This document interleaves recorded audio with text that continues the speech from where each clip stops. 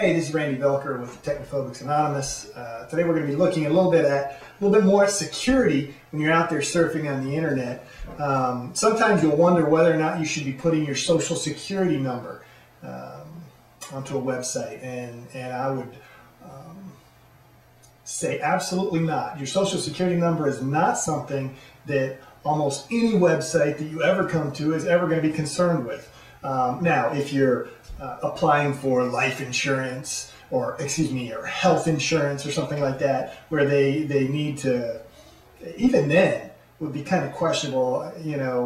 I'm just thinking back, it's been years since I've put my social security number in on any websites anywhere, so I would be very wary doing it. If I was going to do that, it would absolutely have to be on a secure site, HTTPS, and it's just not a common practice to be putting your social security number, so don't do it as a general rule. The next thing you need to be concerned about is what is called phishing, P-H-I-S-H, a phish. And what that is, it's a fraudulent email that gets sent out to people. And this is how it worked. I think like November 17th in 2003, some people sent out this fraudulent email. They were phishers. And they sent it out to hundreds of thousands of people. And it looked just like an email from eBay. It had the actual graphics from eBay. It had the wording from eBay. It had links that looked like they were going to eBay. And it's basically said, there's been some problem with your site.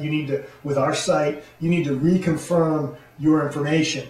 You need to re-sign in right here, put in your username, put in your password, and once they got your username and your password, they can go in and get your information from eBay, all your credit card information, that kind of thing. So you have to be really, really careful on any emails that get sent to you. Right? Normally, a legitimate website standard practice is never to ask for any information over email. They're always going to say, go to our site and under your account, change some information. They're never going to ask you right there in the email to fill in your personal information, your username, your password, your credit card number, social security number, anything like that. It's called phishing. That's where people send a fraudulent email.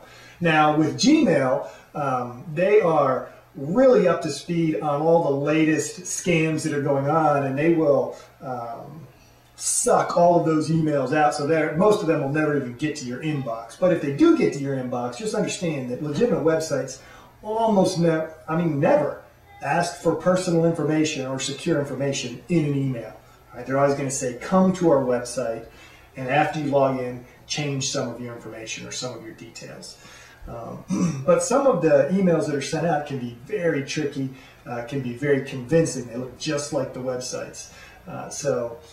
Be careful with those. It's called phishing. Now, we had talked about spam before, and again, Gmail basically takes care of spam for you.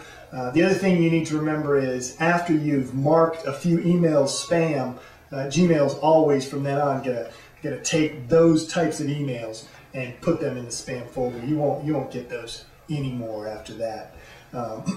Let's go in and I'll show you a couple more search tips.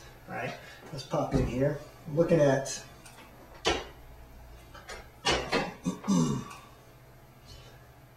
the command line here in Google Chrome.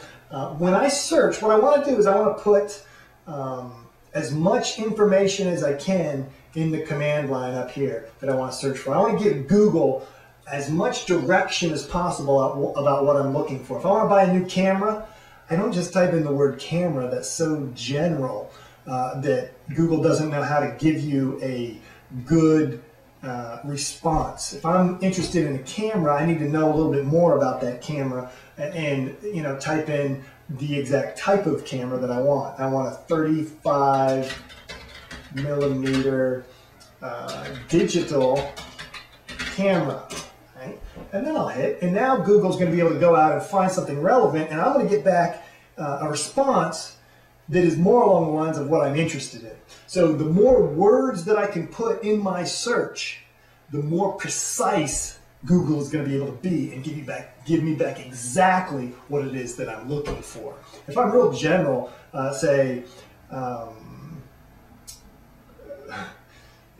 Google's still going to do a pretty good job trying to give you what they think you're interested in, trying to give you back a general search response. But if you're looking for specific information, type 2, 3, 4, or 5 words up in the command line, and then Google will go find a website that has all of those 5 and makes sense and bring it back to you to respond to you.